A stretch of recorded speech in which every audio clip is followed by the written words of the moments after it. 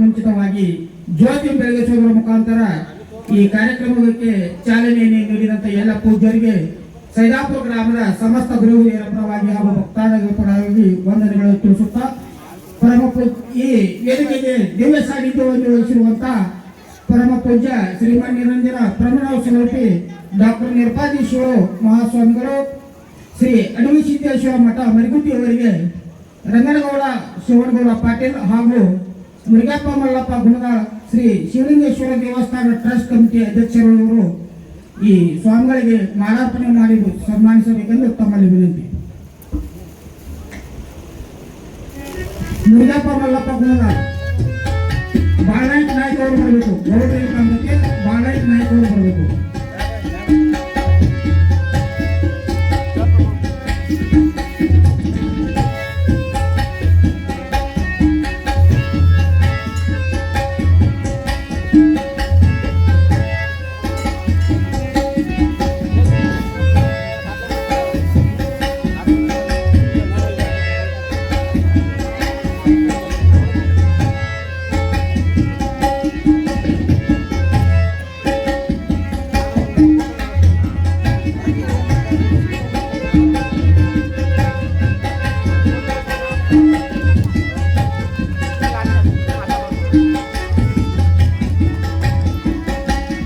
ಧನ್ಯವಾದಗಳು. ಅದೇ ರೀತಿ ಇನ್ನೂರ ಪೂಜ್ಯರಾದಂತ ಪರಮ ಪೂಜ್ಯ ಮೃತ್ಯುಂಜಯ ದೇವರು ಶ್ರೀ ಶಿವಲಿಂಗೇಶ್ವರ ಮಠ ಕೋಳೂರು ತಾಲೂಕು ಗುಲ್ಬರ್ಗ ಇವರಿಗೆ ಅರ್ಜುನ್ ಬಾಳಪ್ಪ ಪಚ್ಚಾಪುರ್ ಶಿವಲಿಂಗನಾಳಪ್ಪ ಮುಳ್ಕೊಂಡವರು ಶಾಲ ಸನ್ಮಾನಿಸುವ ಮುಖಾಂತರ ಪೂಜ್ಯರಿಗೆ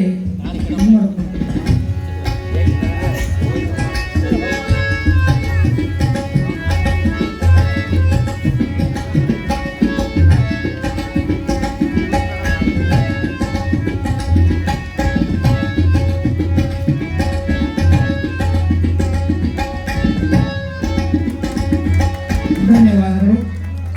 ಅದೇ ರೀತಿ ಶ್ರೀ ಶಿವಲಿಂಗೇಶ್ವರ ಜಾತ್ರೆಯ ನಿಮಿತ್ತವಾಗಿ ಮಾಲಿಂಗೇಶ್ವರರ ಚರಿತ್ರೆಯನ್ನು ಅಮೃತದಂತೆ ಉಣಬಡಿಸಲ್ಪಟ್ಟಂತಹ ಪರಮ ಪೂಜ್ಯ ಶ್ರೀಗಳು ಸಿದ್ದೇಶ್ವರ ಮಹಾಸ್ವಾಮಿಗಳು ಶ್ರೀ ಬ್ರಹ್ಮಾನಂದ ಆಶ್ರಮ ಸಂಶಯ ಬಗ್ಗೆ ರಮೇಶ್ ಸಿದ್ದಪ್ಪ ಸಿಂಗ್ಲಿ ಹಾಗೂ ಶಿವಪ್ಪ ರಾಮಚಂದ್ರ ಹೋಳ್ಕರ್ ಅವರು ಸನ್ಮಾನಿಸಬೇಕೆಂದು ತಮ್ಮಲ್ಲಿ ವಿನಂತಿ.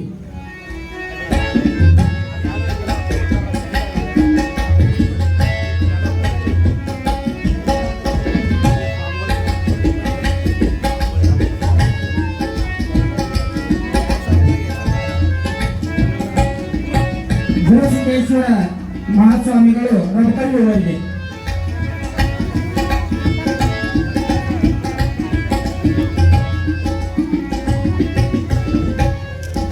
ಧನ್ಯವಾದಗಳು.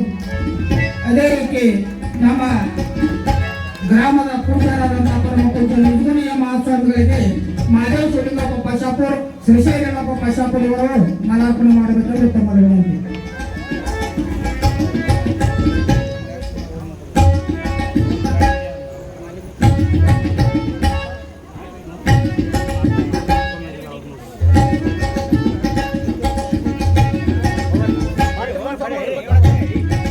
ಮಾದೇವ ಶಿವಲಿಂಗಪ್ಪ ಪಶಾಪುರ್ ಶ್ರೀಶೈಲಪ್ಪ ಪಶಾಪುರ್ ಆದಷ್ಟು ಬೇಗನೆ ಬರಬೇಕು, ಸಮಯ ಬಹಳ ಆಗಿದೆ.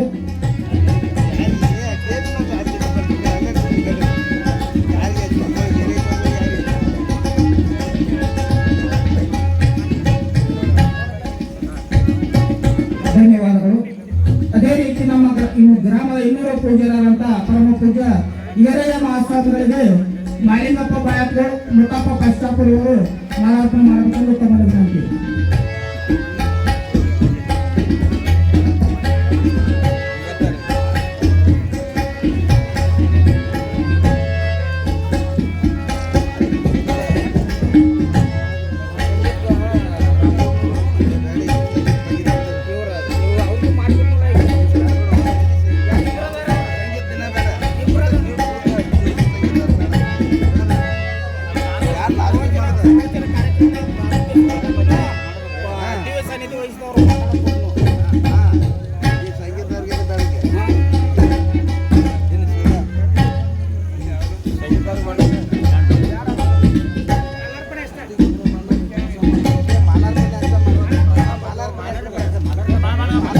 ಅದೇ ರೀತಿ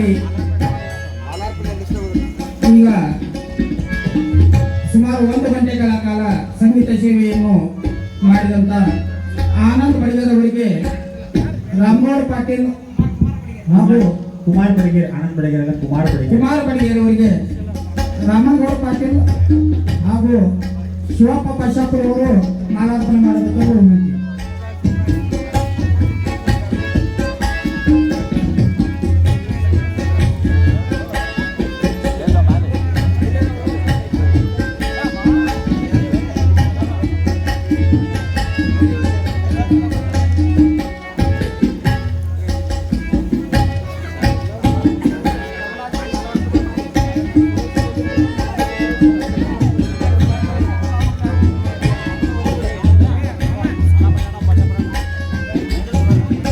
ಧನ್ಯವಾದಗಳು. ಅದೇ ರೀತಿ ಈ ಕಾರ್ಯಕ್ರಮಕ್ಕೆ ತಬಲಾ ವಾದಕರಾದಂತ ಮಲ್ಲಪ್ಪ ನಿರ್ವಾಣಪ್ಪ ಕಶ್ಯಪುರ ಹಾಗೂ ಸುರೇಶ್ ನಾಗಪ್ಪ ಮಳಬರಿ ಅವರು ಮಾಲಾರ್ಪಣೆ ಮಾಡಬೇಕೆಂದು ವಿನಂತಿ.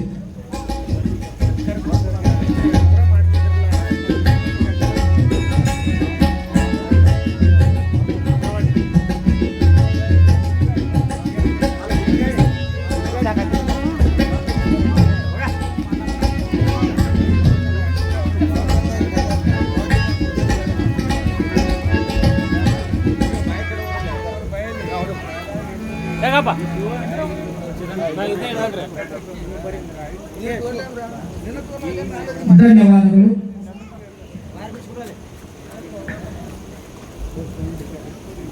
ಶ್ರೀ ಶಿವಲಿಂಗೇಶ್ವರ ಜಾತ್ರೆ ನಿಮಿತ್ತವಾಗಿ ಇದು ಪ್ರಥಮ ದಿನದ ಕಾರ್ಯಕ್ರಮ ಆಗಿದ್ದರಿಂದ ಸ್ವಲ್ಪ ಸಮಯ ಬಹಳ ರೀತಿ ಶ್ರಮಿಸಬೇಕು. ಈಗ ಶ್ರೀ ಮಹಾಲಿಂಗೇಶ್ವರ ಚರಿತ್ರೆಯನ್ನು ಪರಮ ಪೂಜ್ಯ ಶ್ರೀ ಗುರು ಸಿದ್ದೇಶ್ವರ ಮಹಾಸ್ವಾಮಿಗಳು ಶ್ರೀ ಬ್ರಹ್ಮಾನಂದ ಆಶ್ರಮ ಸಂಶೀಲಕರು ನೆರವೇರಿಸಿಕೊಡಬೇಕೆಂದು ನಮ್ಮ ಸೈದಾಪುರ ಗ್ರಾಮದ ಸಮಸ್ತ ಸಂಘಕರ ಪರವಾಗಿ ತಮ್ಮಲ್ಲಿ ವಿನಂತಿಸಿಕೊಳ್ಳುತ್ತೇನೆ.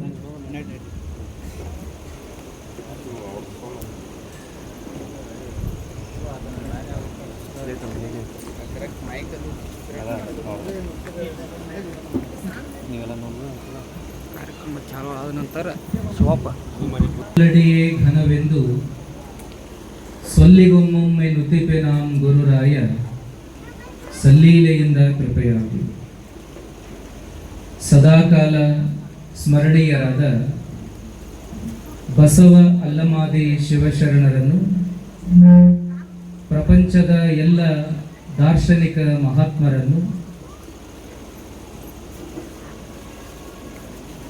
ಪೂಜನೀಯ ಗುರುದೇವರನ್ನು ಹೃದಯಾರೆ ಧ್ಯಾನಿಸಿಕೊಂಡು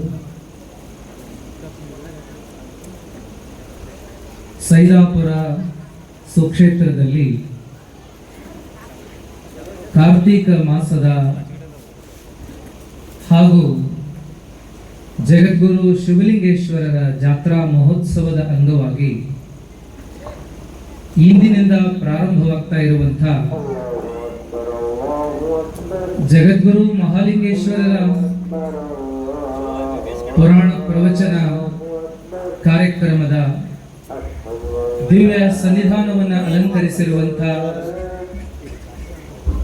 ಪೂಜನೀಯ ಮಾರ್ಗದರ್ಶಕರು, ಹಿರಿಯರು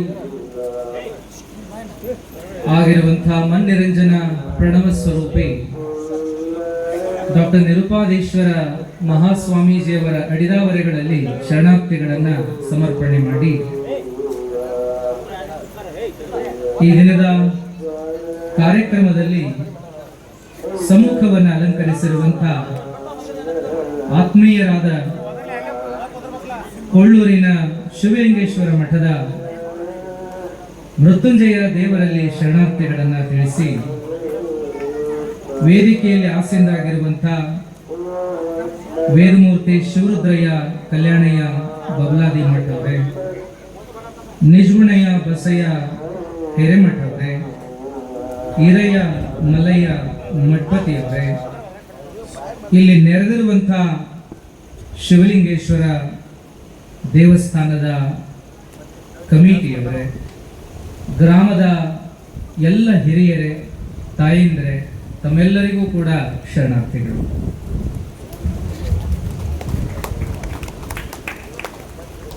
ಕಳೆದ ವರ್ಷ ಶಿವಲಿಂಗೇಶ್ವರ ದೇವಸ್ಥಾನದ ಉದ್ಘಾಟನಾ ಕಾರ್ಯ ಬಹಳ ಅದ್ಭುತವಾಗಿ ನೆರವೇರಿಕೊಂಡು ಬಂದಿತ್ತು. ಈ ವರ್ಷ ಎರಡನೇ ಬಾರಿ ಈ ಕಾರ್ಯಕ್ರಮ ಇವತ್ತು ಪೂಜ್ಯರ ಅಮೃತ ಹಸ್ತದಿಂದ ಪ್ರಾರಂಭವಾಗಿದೆ. ಸೈದಾಪುರ ಕ್ಷೇತ್ರ ಬಹಳ ವಿಶೇಷವಾದ್ದು.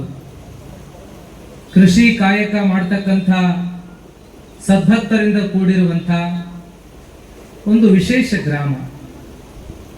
ಎಲ್ಲ ಸಮಾಜಗಳು ಪ್ರೀತಿಯಿಂದ ಬಾಳುವಂಥ, ಎಲ್ಲ ದೇವ ಕಾರ್ಯಗಳನ್ನ, ಧರ್ಮ ಕಾರ್ಯಗಳನ್ನ, ಸಾಂಸ್ಕೃತಿಕ ಕಾರ್ಯಗಳನ್ನ ಕೂಡಿ ಮಾಡಿಕೊಂಡು ಒಂದೊಳ್ಳೆ ಬದುಕನ್ನ ಕಟ್ಟಿಕೊಂಡಿರುವಂತಹ ಗ್ರಾಮ ಅದು ಸೈದಾಪುರ ಗ್ರಾಮ. ಈ ಗ್ರಾಮದಲ್ಲಿ ಶಿವಲಿಂಗೇಶ್ವರ ಒಂದು ದೇವಾಲಯವನ್ನು ನಿರ್ಮಾಣ ಮಾಡಿಕೊಂಡು ಆ ಜಾತ್ರಾ ಮಹೋತ್ಸವದ ಅಂಗವಾಗಿ ಧರ್ಮ ಚಿಂತನೆಯನ್ನ, ಮಹಾತ್ಮರ ಜೀವನಾಮೃತ ಪ್ರವಚನವನ್ನ ಕೇಳಬೇಕು ಅನ್ನೋ ಹಿನ್ನೆಲೆಯಲ್ಲಿ ಈ ಕಾರ್ಯಕ್ರಮವನ್ನ ತಾವು ಪ್ರಾರಂಭ ಮಾಡಿದ್ದೀರಿ. ಈ ವರ್ಷದ ಪ್ರವಚನಕ್ಕಾಗಿ ಇಟ್ಟುಕೊಂಡಿರುವಂತಹ ವಿಷಯ ಜಗದ್ಗುರು ಮಹಾಲಿಂಗೇಶ್ವರರ ಜೀವನ ಸಂದೇಶ ಅನ್ನುವಂಥದ್ದು. ಅವರ ಜೀವನಾಮೃತದ ಕುರಿತಾದ ವಿಚಾರಗಳನ್ನೇ ಕೇಳೋದಕ್ಕಾಗಿ ಈ ವರ್ಷದ ಈ ಕಾರ್ಯಕ್ರಮವನ್ನು ತಾವೆಲ್ಲ ಮೀಸಲಾಗಿ ಇಟ್ಕೊಂಡಿದ್ದೀರಿ. ಇವತ್ತು ಪ್ರಾರಂಭದ ದಿನ, ದೀಪಾವಳಿ ಪಾಡ್ಯ. ಎಲ್ಲ ಕಡೆಗಳಲ್ಲಿ ದೀಪಾವಳಿಯ ವಿಶೇಷ ಪೂಜಾ ಕಾರ್ಯಗಳು, ಆಯಾ ಮಠ ಮಂದಿರಗಳಲ್ಲಿ ವಿಶೇಷ ಕಾರ್ಯಗಳನ್ನು ನಾವೆಲ್ಲ ಇವತ್ತು ಮಾಡ್ತಾ ಇದ್ದೀವಿ, ನೋಡ್ತಾ ಇದ್ದೀವಿ. ಅಂಥದ್ದೇ ಕಾರ್ಯವನ್ನ ನಮ್ಮ ಮಠದಲ್ಲೂ ಕೂಡ ಇವತ್ತು ನಾವು ಚಾಲನೆ ಕೊಟ್ಟು ಈ ಕಡೆ ಬರುವಂಥದ್ದಾಯಿತು. ಪೂಜ್ಯರು ಕೂಡ ಅಂಥ ಒಂದು ಕಾರ್ಯದಿಂದಲೇ ಈ ಕಾರ್ಯಕ್ರಮಕ್ಕೆ ಬಂದಿರುವಂತಹದ್ದು. ನಿಡಸೋಸಿ ಸನ್ನಿಧಿಯವರು ಕೂಡ ಇವತ್ತು ನಮ್ಮ ಶ್ರೀಮಠದಲ್ಲಿ ಕಾರ್ಯಕ್ರಮ ಇದೆ, ನಾಳೆ ದಿನ ನಾವು ಬರ್ತೇವೆ ಅನ್ನುವಂಥ ಮಾತನ್ನು ಕೂಡ ತಿಳಿಸ್ತಾ ನಿಮ್ಮೆಲ್ಲರಿಗೂ ಶುಭಾಶೀರ್ವಾದವನ್ನ ಮಾಡಿದ್ದಾರೆ. ಹೀಗೆ ದೀಪಾವಳಿಯ ವಿಶೇಷ ಕಾರ್ಯಗಳು ಅನ್ನೋದಕ್ಕೆ ಎರಡು ಮಾತುಗಳನ್ನು ನೋಡಿ. ದೀಪಾವಳಿ ಎಲ್ಲ ಕಡೆಗಳಲ್ಲಿ ದೀಪವನ್ನು ಬೆಳಗಿಸಿ ಹಬ್ಬವನ್ನು ಆಚರಣೆ ಮಾಡುವಂಥದ್ದು. ಕಾರ್ತೀಕ ಮಾಸ ಇವತ್ತು ಪ್ರಾರಂಭ ಆಯಿತು. ಕಾರ್ತೀಕ ಮಾಸ ಹೆಚ್ಚು ಕತ್ತಲು ಆವರಿಸುವಂತಹ ಮಾಸ ಇದು. ಹಗಲಿ ಕಡಿಮೆ, ರಾತ್ರಿ ಜಾಸ್ತಿ. ಇಂಥ ದೀರ್ಘ ರಾತ್ರಿಯನ್ನು ಒಳಗೊಂಡಿರುವಂತಹ ಮಾಸ ಏನಿದೆಯಲ್ಲ, ಅದು ಇಂದಿನಿಂದ ಪ್ರಾರಂಭ. ಇಂತಹ ಕತ್ತಲು ಜಾಸ್ತಿ ಆವರಿಸುವಂತಹ ಈ ಮಾಸದೊಳಗೆ ದೀಪಗಳನ್ನು ಬೆಳಗಿಸುವಂತಹ ಒಂದು ಸಂಪ್ರದಾಯವನ್ನ ನಮ್ಮ ಹಿರಿಯರು ಹಾಕಿಕೊಟ್ಟಾರೆ. ದೀಪಾವಳಿ ಒಳಗೆ ಅಟ್ಟ ದೀಪ ಹಚ್ಚೋದಿಲ್ಲ. ದೀಪಾವಳಿ ಒಳಗೆ ಮನ್ಯಾಗ, ಜಗಲಿ ಮುಂದೆ, ಫಸಲಿ ಮೇಲೆ, ಹೊರಗ ಅಂಗಳದಾಗ ಎಲ್ಲಾ ಕಡೆ ದೀಪ ಹಚ್ತೀವಿ. ಇಂದಿನಿಂದ ದೀಪ ಹಚ್ಚೋದು ಪ್ರಾರಂಭ ಆಗಿ ಊರಾಗಿರುವಂತಹ ದೇವರುಗಳಿಗೆ, ಮನೆ ದೇವರು, ಕುಲದೇವರು, ಧರ್ಮದೇವರು, ಆಯಾ ದೇವರಿಗೆಲ್ಲ ದೀಪ ಹಚ್ಚಿ ಬರುವಂತಹ ಒಂದು ವಾಡಿಕೆ ಈ ಕಾರ್ತೀಕ ಮಾಸದೊಳಗದ. ಮೊದಲೆಲ್ಲ ಎಣ್ಣೆ ಬತ್ತಿಯ ದೀಪಗಳು, ಏನ್ರಿ ಗಾಣದ ಎಣ್ಣೆ ಹಚ್ಚಿ ಗಾಣದೆಣ್ಣೆಲೆ ದೀಪ ಬೆಳಗಿಸುವಂತಹದ್ದು. ಆಮೇಲೆ ಬೇರೆ ಬೇರೆ ಸೂರ್ಯಕಾಂತಿ ಎಣ್ಣೆನೋ ಮತ್ತೊಂದು ಪ್ರಾರಂಭ ಆಯಿತು. ಆಮೇಲೆ ಕಲ್ಲೆಣ್ಣೆ ಅಂದ್ರೆ ಚಿಮಣೆ ಎಣ್ಣೆ, ಸೀಮೆ ಎಣ್ಣೆ ಅಂತಿರಲ್ಲ, ಆ ಒಂದು ದೀಪವನ್ನು ಬೆಳಗಿಸೋದು ಪ್ರಾರಂಭ. ಆ ನಂತರ ಇವತ್ತು ಎಲ್ಲಿಗೆ ಬಂದದಂದ್ರೆ ವಿದ್ಯುತ್ತಿನಿಂದ ಹಚ್ಚುವಂತಹ ದೀಪಗಳವರೆಗೆ ಬಂದಿದ್ದೀವಿ. ಎಣ್ಣೆ ಬತ್ತಿಯ ದೀಪ, ಸೀಮೆ ಎಣ್ಣೆಯ ದೀಪ, ಮತ್ತೇನಪ್ಪಾ ಅಂದ್ರೆ ವಿದ್ಯುತ್ತಿನ ದೀಪ, ಹೀಗೆ ಯಾವುದೇ ದೀಪಗಳನ್ನು ಬೆಳಗಿಸಲಿ ಎಲ್ಲಾ ದೀಪಗಳೇನಪ್ಪಾ ಅಂದ್ರೆ ಬೆಳಕನ್ನೇ ಕೊಡ್ತಾವ. ನಮ್ಮ ನಿಮ್ಮ ಬದುಕನ್ನ ಮಾಡಿಕೊಂಡು ಹೋಗ್ಲಿಕ್ಕೆ ಬೆಳಕನ್ನ ಕೊಡುವಂಥವೆಲ್ಲ ದೀಪಗಳು. ಬದುಕನ್ನ ಮಾಡಲಿಕ್ಕೆ ಮನೆಗೆ ಹೊರಗೆ ಎಲ್ಲಾ ಕಡೆಗಳಲ್ಲಿ ಹಚ್ಚುವ ದೀಪಗಳೆಲ್ಲ ಬೆಳಕನ್ನು ಕೊಡ್ತಾವ. ಆದ್ರೆ ನಾವು ಹಚ್ಚುವ ಎಲ್ಲಾ ದೀಪಗಳು ಅದು 1 ಇರಲಿ, 100 ಇರಲಿ, 1000 ಇರಲಿ, ಲಕ್ಷ ಇರಲಿ, ಕೋಟಿ ಇರಲಿ, ಎಷ್ಟೇ ದೀಪಗಳನ್ನು ನಾವು ಹಚ್ಚಬಹುದು. ಆದ್ರೆ ಆ ಎಲ್ಲ ದೀಪಗಳು ಕೇವಲ ಹೊರಗಿನ ಕತ್ತಲೆಯನ್ನ ಕಳೆದು ನಮಗೆಲ್ಲ ಬದುಕನ್ನ ಮಾಡ್ಕೊಳಕ ಒಂದಿಷ್ಟು ಬೆಳಕನ್ನ ಕೊಡ್ತಾವ. ಆದ್ರೆ ನಮ್ಮ ಮನದ ಒಳಗಿನ ಕತ್ತಲೆಯನ್ನ ಕಳೆಯುವ ಶಕ್ತಿ ಆ ಹೊರಗಿನ ದೀಪಗಳಿಗೆ ಇಲ್ಲ. ನಮ್ಮ ಮನದೊಳಗಿನ ಕತ್ತಲೆಯನ್ನ, ಅಜ್ಞಾನದ ಕತ್ತಲೆಯನ್ನ ಕಳೆಯುವಂತಹ ಶಕ್ತಿ ಈ ಹೊರ ಹಚ್ಚುವಂತ ಈ ಎಣ್ಣೆ ಬತ್ತಿಯ ದೀಪಕ್ಕಾಗಲಿ, ಸೀಮೆ ಎಣ್ಣೆಯ ದೀಪಕ್ಕಾಗಲಿ, ವಿದ್ಯುತ್ತಿನಿಂದ ಬೆಳಗುವಂತ ಈ ದೀಪಗಳಿಗಾಗಲಿ ಆ ಶಕ್ತಿ ಇಲ್ಲ.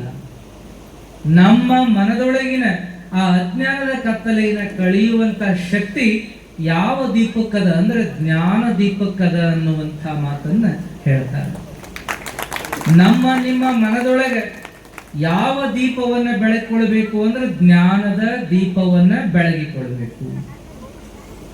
ಜ್ಞಾನದ ದೀಪ, ಅರಿವಿನ ದೀಪ, ಪ್ರಜ್ಞೆಯ ದೀಪ, ತಿಳುವಳಿಕೆಯ ದೀಪ, ಇಂಥ ದೀಪವನ್ನ ನಮ್ಮ ಮನದೊಳಗೆ ಬೆಳಗಿಕೊಳ್ಳೋದ್ರಿಂದ, ನಮ್ಮ ಮನಸ್ಸಿನಾಗ ಹಚ್ಕೊಳ್ಳೋದ್ರಿಂದ ನಮ್ಮ ಜೀವನ ಅದು ಉದ್ಧಾರ ಆಗ್ತದ ಅಂತ, ನಮ್ಮ ಜೀವನ ಬೆಳಗುತ್ತದ ಅಂತ ಹೇಳಿ. ನಮ್ಮ ಮನಿ ಬೆಳಗಾಕ, ನಮ್ಮ ಅಂಗಳ ಬೆಳಗಾಕ, ನಮ್ಮ ಊರು ಬೆಳಗಾಕ, ಮುಂದೆ ನಮ್ಮ ಬದುಕು ಮಾಡ್ಕೊಳಕ ಹೊರಗಿನ ದೀಪ ಸಹಾಯ ಮಾಡ್ತಾವ. ಇನ್ನ ನಮ್ಮ ಮನದಾಗ ಹಚ್ಕೊಳ್ಳುವಂಥದ್ದೈತಲ್ಲ, ಅರಿವಿನ ದೀಪ, ಜ್ಞಾನದ ದೀಪ, ಪ್ರಜ್ಞೆಯ ದೀಪ ಅಂತಾರಲ್ಲ, ಇದೇನ್ ಮಾಡ್ತದ ಅಂತಂದ್ರೆ ನಮ್ಮ ಅಜ್ಞಾನವನ್ನ ಕಳೆದು, ನಮ್ಮ ಅಂಧಶ್ರದ್ಧೆಯನ್ನ ಕಳೆದು ನಮ್ಮನ್ನ ಏನಪ್ಪಾ ಅಂದ್ರೆ ಉದ್ಧಾರದ ಹಾದಿಗೆ ತಗೊಂಡು ಹೋಗ್ತದೆ. ನಮ್ಮನ್ನ ಮುಕ್ತಗೊಳಿಸುವಂತಹ ಶಕ್ತಿ, ನಮ್ಮನ್ನ ದೇವರನ್ನಾಗಿ ಮಾಡುವ ಶಕ್ತಿ ಆ ಅರಿವಿಗೆ, ಆ ಜ್ಞಾನಕ್ಕೆ, ಆ ತಿಳುವಳಿಕೆಯ, ಆ ಪ್ರಜ್ಞೆಯ ದೀಪಕ್ಕೈತಿ ಅನ್ನುವಂಥದ್ದನ್ನ ನಾವೆಲ್ಲ ತಿಳ್ಕೋಬೇಕು. ಅದಕ್ಕೆ ಬಸವಣ್ಣವ್ರು ಹೇಳಿದ್ರಲ್ಲ, ಜ್ಞಾನದ ಬಲದಿಂದ ಅಜ್ಞಾನದ ಕೇಡು ನೋಡಯ್ಯ, ಜ್ಯೋತಿಯ ಬಲದಿಂದ ತಮಂಧದ ಕೇಡು ನೋಡಯ್ಯ, ಸತ್ಯದ ಬಲದಿಂದ ಅಸತ್ಯದ ಕೇಡು ನೋಡಯ್ಯ, ಪರುಷದ ಬಲದಿಂದ ಅವಲೋಹದ ಕೇಡು ನೋಡಯ್ಯ, ಕೂಡಲ ಸಂಗನ ಶರಣರ ಅನುಭಾವದಿಂದ ಎನ್ನ ಭವದ ಕೇಡು ನೋಡಯ್ಯ ಅಂತ ಹೇಳಿ. ಜ್ಞಾನದ ಬಲ ಹೆಚ್ಚಿತ್ತು ಅಂದ್ರೆ ಅಜ್ಞಾನ ತಂತಾನ ಹೋಗ್ಬಿಡುತ್ತದೆ. ಅಜ್ಞಾನ ಓಡಿಸ್ಬೇಕು ಅಂದ್ರೆ ನಾವೆಲ್ಲ ಜ್ಞಾನವಂತರಾಗಬೇಕು. ಜ್ಞಾನದ ಬಲ ಹೆಚ್ಚಾತು ಅಂದ್ರೆ ಅಜ್ಞಾನ ತಾನ ದೂರ ಆಗಿ ಬಿಡುತ್ತದೆ. ಕತ್ತಲ ದೂರ ಆಗಬೇಕು ಅಂದ್ರೆ ನಾವು ಜ್ಯೋತಿಯನ್ನ, ದೀಪವನ್ನ ಹಚ್ಚುವಂತವರಾಗಬೇಕು. ನೋಡ್ರಿ, ಅಜ್ಞಾನ ಎಷ್ಟ ಇರ್ಲಿ, ಆ ಅಜ್ಞಾನವನ್ನ ಕಳ್ಕೊಳಕ ಒಂದು ಜ್ಞಾನದ ಮಾತು ಸಾಕು. ಒಂದು ಜ್ಞಾನದ ಮಾತು, ಒಂದು ತಿಳುವಳಿಕೆಯ ಮಾತು ಸಾಕು. ನಿಜಗುಣ ಶ್ರೀಗಳು ಒಂದು ಮಾತೈತಲ್ಲ, ಶ್ರೀ ಗುರು ವಚನೋಪದೇಶವನಾಲಿಸಿದಾಗಳಹುದು ನರರಿಗೆ ಮುಕ್ತಿ. ಶ್ರೀ ಗುರುವಿನ ಒಂದು ಮಾತು ಕೇಳಿದ್ರೂ ಸಾಕು. ಕೇಳುವ ರೀತಿ ಒಳಗ, ಅವರು ಹೇಳುವ ರೀತಿ ಒಳಗ ಸರಿಯಾಗಿ ನಾವು ಒಂದೇ ಒಂದು ಮಾತನ್ನ ಕೇಳಿದ್ರೂ ಸಾಕು. ಸದ್ಗುರುವಿನ ಶ್ರೀ ಗುರುವಿನ ಒಂದೇ ಒಂದು ಮಾತನ್ನ ಕೇಳಿದ್ರು ಸಾಕು, ನಮ್ಮ ಜೀವನ ಉದ್ಧಾರ ಆಗಿಬಿಡ್ತದೆ, ಮುಕ್ತ ಆಗಿಬಿಡ್ತದ ಅಂತ ಹೇಳ್ತಾರೆ. ಶ್ರೀ ಗುರು ವಚನೋಪದೇಶವನಾಲಿಸಿದಾಗಳವುದು ನರರಿಗೆ ಮುಕ್ತಿ. ಒಂದು ಮಾತು, ಗುರುವಿನ ಒಂದು ಮಾತನ್ನ ಸರಿಯಾಗಿ ಕೇಳಿದ್ರೆ ಸಾಕು, ನಾವು ಮುಕ್ತರಾಗಿ ಹೋಗ್ತೀವಿ ಅಂತ ಹೇಳ್ತಾರೆ. ಅಂದ್ರೆ ಎಷ್ಟು ಶಕ್ತಿ ಇರಬೇಕು ನೋಡ್ರಿ ಆ ಮಾತಿನೊಳಗೆ. ಶ್ರೀ ಗುರುವಿನ ಮಾತಿನೊಳಗೆ ಅಂಥ ಶಕ್ತಿ ಅದ. ಕೇಳಿದಗಳೇ ನಮ್ಮನ್ನೆಲ್ಲ ಮುಕ್ತ ಮಾಡಿಬಿಡುವಂತ ಶಕ್ತಿ ಆ ಮಾತಿನೊಳಗದ. ಕೇಳಿದಗಳೇ ನಮ್ಮನ್ನ ಮುಕ್ತಿಯ ಹಂತಕ್ಕೆ ಒಯ್ತದ, ಮುಕ್ತರನ್ನಾಗಿ ಮಾಡ್ತದ ಆ ಮಾತು. ಅಂದ್ರೆ ಆ ಮಾತಿಗೆಂತ ಶಕ್ತಿ ಅದ ಅನ್ನುವಂತಹದ್ದು. ಹಾಗಾಗಿ ಆ ಗುರುವಿನ ಮಾತನ್ನೇ ನಾವು ಹಿಂಗ ಕೇಳಬೇಕಲ್ಲ. ನಾವು ಯಾರು, ನಾವೇನ್ ಮಾಡ್ತಾ ಇದ್ದೀವಿ ಅನ್ನೋದನ್ನ ಮರೆತು ನಾವು ದೇವರೇ ಇದ್ದೀವಿ ಅನ್ನುವ ಭಾವ ಬರುವ ಹಾಗೆ ಕೇಳಬೇಕು ಅಂತ ವಿವರಣೆ ಮಾಡ್ತಾರೆ. ನಮ್ಮ ಗುರುಗಳು ಹೇಳ್ತಿದ್ರು, ಹೆಂಗ್ ಹೇಳ್ಯಾರ ನೋಡ್ರಿ, ನಿಜಗುಣ ಶಿವಯೋಗಿಗಳು. ಕೇಳಿದಗಳೇ ಮುಕ್ತಿ ಆಗಬೇಕು, ಆಗಳಹುದು ಅಂತಾರಲ್ಲ, ಕೇಳಿದಗಳೇ ಮುಕ್ತಿ. ಏನ್ರಿ ಅಜ್ಜರ, ಕೇಳ್ತಾರ ಸಾವಿರಾರು ಮಂದಿ, ಮುಕ್ತ ಆದವರನ್ನ ನಾವು ನೋಡಕ್ ಸಾಧ್ಯ ಆಗುದಿಲ್ಲ, ಮತ್ತೆ ಕೇಳಿದಗಳೇ ಮುಕ್ತಿ ಆಗ್ತದ ಅಂತಂದ್ರೆ ಹೆಂಗ್ರಿ ಅದು? ಆಗ್ತದ. ಹಂಗ ಕೇಳ್ಬೇಕು ನಾವು.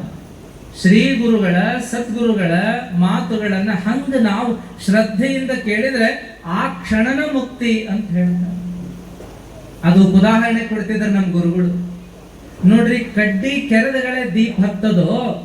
ಏನ ಕಡ್ಡಿ ಕೆರೆದ 5 ನಿಮಿಷಕ್ಕೆ 10 ನಿಮಿಷಕ್ಕೆ ದೀಪ ಹತ್ತದೋ? ಅವಾಗ ಇಲ್ರಿ ಅಪ್ಪಾರ, ಕಡ್ಡಿ ಕೆರೆದಗಳೇ ದೀಪ ಹತ್ತದ. ಹಾ ನೋಡ್ರಿ, ಆಗಳಹುದು ನರರಿಗೆ ಮುಕ್ತಿ ಅಂತ ಎದಕ್ಕೆ ಬಳಸ್ಯಾರಂದ್ರ ಕೇಳಿದಗಳೇ ಮುಕ್ತಿ ಆಗ್ತದ.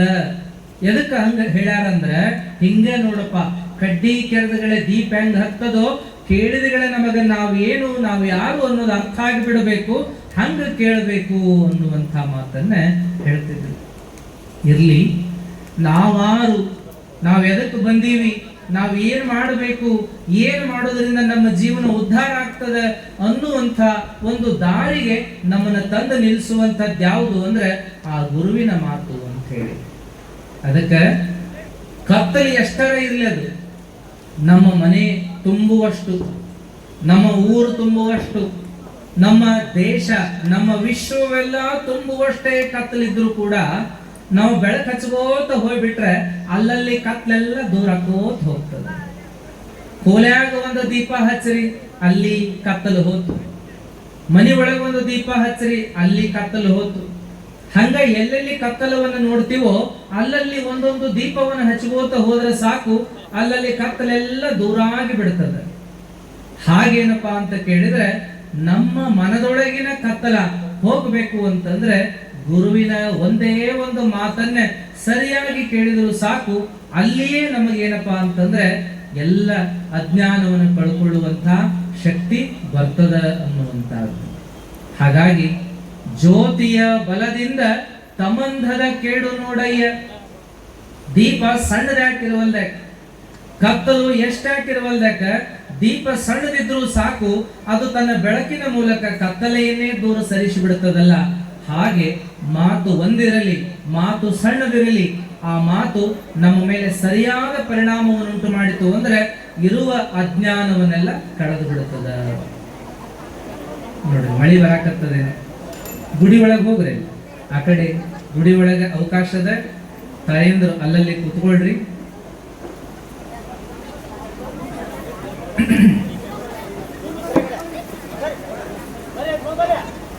ಮುಂದ್ಬರಿ, ಇನ್ನಷ್ಟು ಮುಂದ್ಬರಿ. ಮನುಷ್ಯ ಒಂದು ಚಲೋ ಮನಿ ಕಟ್ಸಿದ್ನಂತ್ರಿ, ಲಕ್ಷಾಂತರ ಖರ್ಚು ಮಾಡಿದ. ಇತ್ತೀಚೆಗಂತೂ ಮನಿಗಾಗಿ ಖರ್ಚು ಮಾಡೋದಂತೂ ಬಹಳ ಆಗ್ಯದ. ಎಲ್ಲಿ ಹೋಗ್ತೀವಿ ಅಲ್ಲಿ ಕಟ್ಟಡಗಳನ್ನ ನೋಡ್ತೀವಿ. ಮನುಷ್ಯಂದೊಂದು ಆಸೆ, ಜೀವನದಾಗ ಒಂದು ಚಲೋ ಮನಿ ಕಟ್ಟಬೇಕು ಅನ್ನೋದು. ಹಂಗವ ಒಂದು ಮನಿ ಕಟ್ಟಿದ, ಖರ್ಚು ಮಾಡಿ ಮನಿ ಕಟ್ಟಿದ, ಎಲ್ಲಾ ವ್ಯವಸ್ಥೆಗಳನ್ನು ಮಾಡಿದ್ದ, ಓಪನಿಂಗ್ ಅನ್ನು ಬಹಳ ಅದ್ದೂರಿ ಮಾಡಿದ.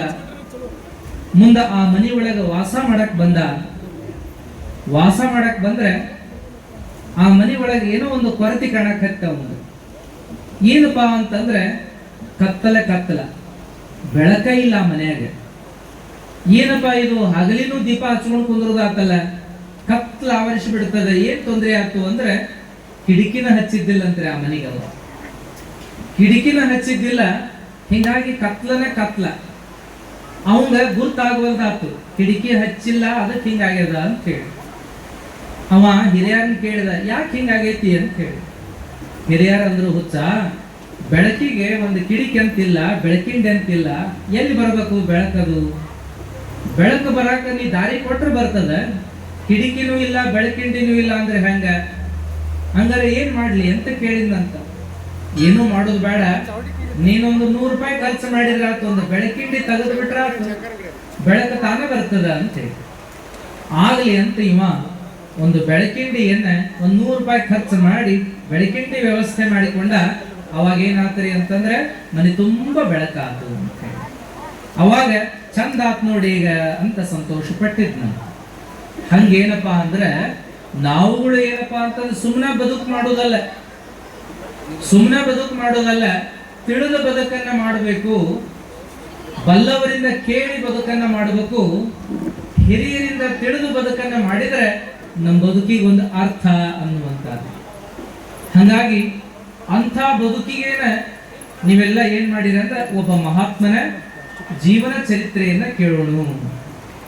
ಆ ಮಹಾತ್ಮ ತಾನು ಹುಟ್ಟಿ ಬರುವುದಲ್ಲದ ತನ್ನ ಸಾಧನಾ ಶಕ್ತಿಯಿಂದ ಮನುಕುಲವನ್ನ, ಇಡೀ ಜನಾಂಗವನ್ನ ಉದ್ಧಾರ ಮಾಡಿರುವಂತ ವಿಚಾರದ ಅಂತ ಮಹಾತ್ಮನ ವಿಚಾರಗಳಿಗೆ ನಾವು ಕಿವಿಯನ್ನು ಕೊಡೋಣ.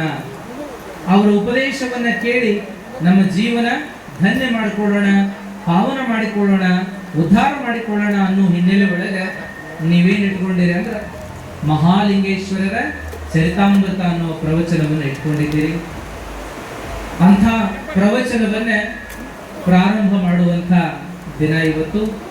ಮಳೆರಾಯಿ ಬಂದ ನೋಡ್ರಿ, ಪ್ರವಚನಕ್ಕೆ ನಾವು ಮಟ್ಟ ಅಲ್ಲ, ಮಳಿ ನಾನು ಬರ್ತೀನಿ ಇವತ್ತ ಅಂತ ಹೇಳಿ ಅದು ಬಂದದ. ಇರ್ಲಿ, ಪ್ರಕೃತಿಯ ಮುಂದೆ ನಾವೇನು ಮಾಡಕ್ಕಾಗಲ್ಲ, ಬರೋದನ್ನು ಸ್ವಾಗತ ಮಾಡೋದಷ್ಟ ನಾವು. ಮಹಾಲಿಂಗೇಶ್ವರರು ಬಹಳ ದೊಡ್ಡ ಮಹಾತ್ಮರು. ಕನ್ನಡ ನಾಡು ಕಂಡಂಥ ಅಗಣಿತ ಮಹಾತ್ಮರೊಳಗೆ ಮಹಾಲಿಂಗೇಶ್ವರರು ಕೂಡ ಒಬ್ರು ಅನ್ನುವಂಥದ್ದನ್ನು ನಾವು ನೋಡ್ತೀವಿ. ತಮ್ಮ ಅಪರೂಪದ ಜೀವನದಿಂದ, ಸಾಧನೆಯಿಂದ, ಸಾಧನಾ ಶಕ್ತಿಯಿಂದ ಜಗತ್ತನ್ನು ಬೆಳಗಿದಂತಹ ಪುಣ್ಯಾತ್ಮರು ಮಹಾಲಿಂಗೇಶ್ವರರು. ಆ ಮಹಾಲಿಂಗೇಶ್ವರರು ಅವರ ಜೀವನ, ಅವರ ಸಾಧನೆ, ಅವರ ಬೋಧನೆಗಳನ್ನು ನಾವು ನಾಳೆ ದಿವಸದಿಂದ ನೋಡೋಣ ಅನ್ನುವಂಥ ಮಾತನ್ನು ಹೇಳ್ತಾ ಇವತ್ತಿನ ನಮ್ಮ ಮಾತುಗಳಿಗೆ ವಿರಾಮ ಹೇಳ್ತೀವಿ. ವಂದನೆಗಳು. ಜಯ ಮಂಗಲಂ, ಜಯ ಪಾರ್ವತೇಶ್ವರ ಹರ ಮಹಾದೇವ.